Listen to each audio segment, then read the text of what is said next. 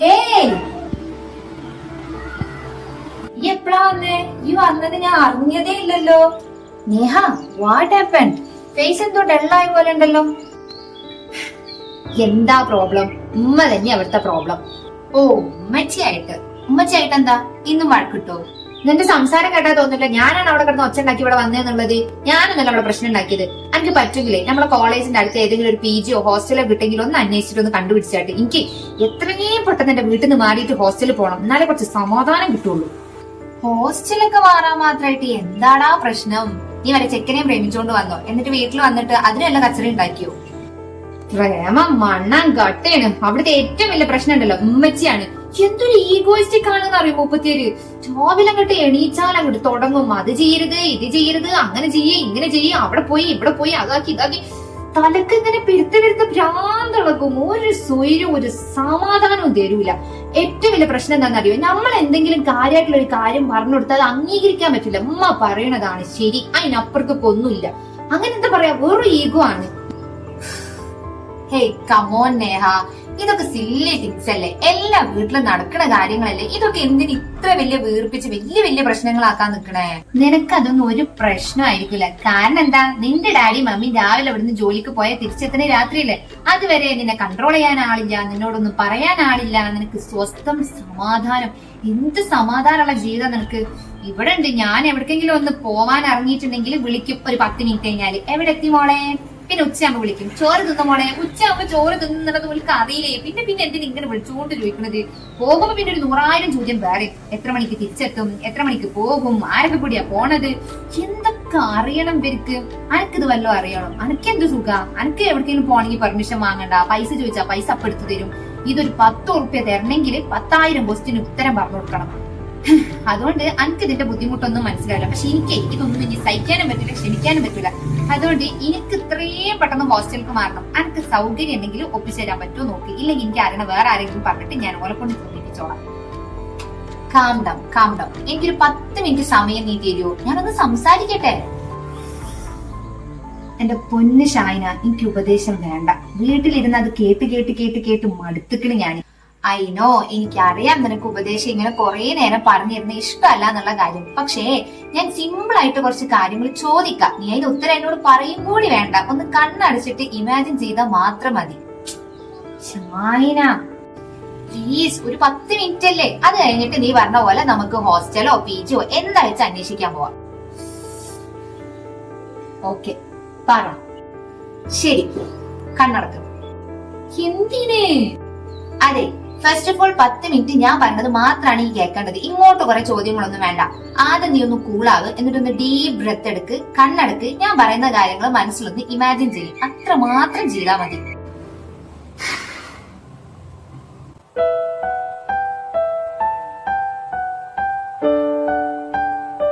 നേഹ, വീട്ടിലെ നിന്റെ എല്ലാ കാര്യങ്ങളും നീ ആരോടാ ചോദിക്കാറുള്ളത്?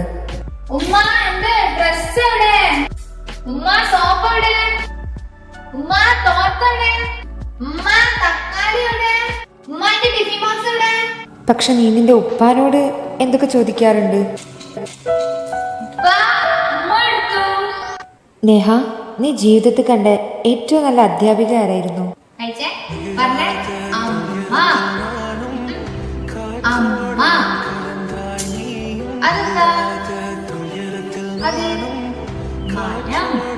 നീ കേട്ടതിൽ ഏറ്റവും നല്ല മനോഹരായിട്ടുള്ള പാട്ട് ആരതായിരുന്നു?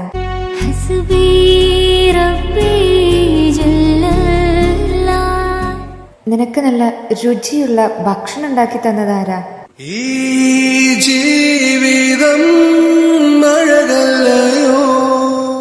നിനക്ക് വേണ്ടി സ്വന്തം സമയം സമ്മാനായി തന്ന ആളാരാ ജീവിതത്തില്?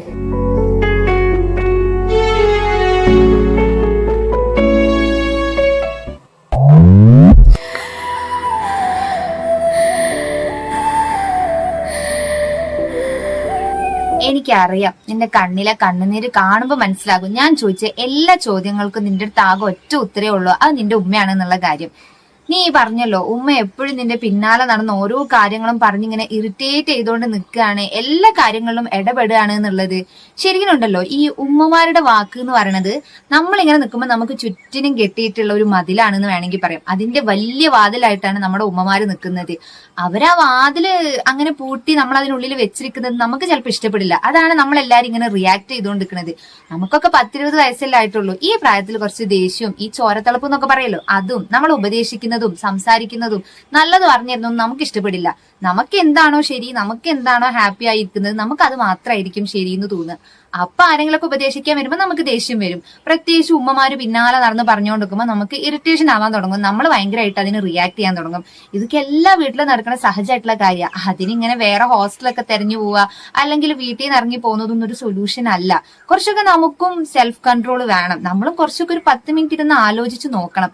ഇപ്പൊ നീ പറഞ്ഞ കാര്യങ്ങളൊക്കെ ഒന്നിരുന്ന് ആലോചിച്ച് നോക്കുക. അപ്പൊ നിനക്ക് മനസ്സിലാകും ഇവിടെ ആരാണ് ഈഗോയിസ്റ്റിക് എന്നുള്ളത്. നീ പറഞ്ഞല്ലോ എനിക്ക് ഭയങ്കര സുഖമാണ്, എന്റെ വീട്ടിൽ അച്ഛനും അമ്മയും രാവിലെ പോയാൽ പണിയൊക്കെ കഴിഞ്ഞ് രാത്രി തിരിച്ചെത്തു, അതുവരെ എന്നെ ചോദ്യം ചെയ്യാൻ ആരുമില്ല, എന്നോട് സംസാരിക്കാൻ ആരുമില്ല, എനിക്ക് സമാധാനാണ് എന്നൊക്കെ.